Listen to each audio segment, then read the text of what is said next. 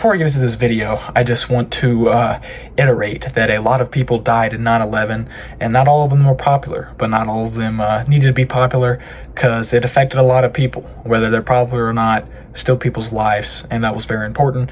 With that out of the way, I want to preface that there were two very popular people that were supposed to be on the 9/11 planes, but were not.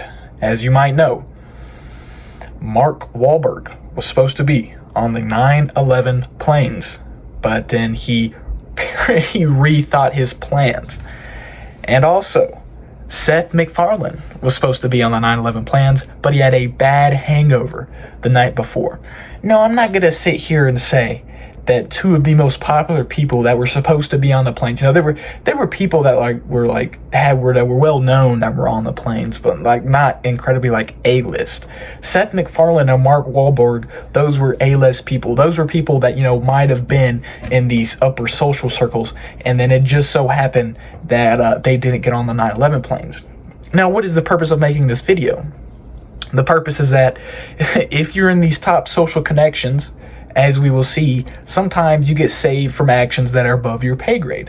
What do I mean? It is widely regarded that 9/11 was not a terrorist attack, and that 9/11 was actually an inside ploy by the U.S. government or higher social circles that were a self-attack to then go blame other countries and go for their resources. Again, this is a conspiracy theory. Obviously, I have not made a video on this. This requires a lot of research. I will definitely get to it sometime in the future, but this video is sort of a starting point to add on top of the conspiracy, saying that these social circles and stuff like that, if you look into it just a little bit, is it a coincidence two of the most well-known people that would have been on 9/11 got off coincidentally, at the last second? I don't know. At some point, it doesn't become a coincidence. At some point, it becomes, they got connections in high places, and they just so happened to get saved that day. With that being said, what's the point of this video?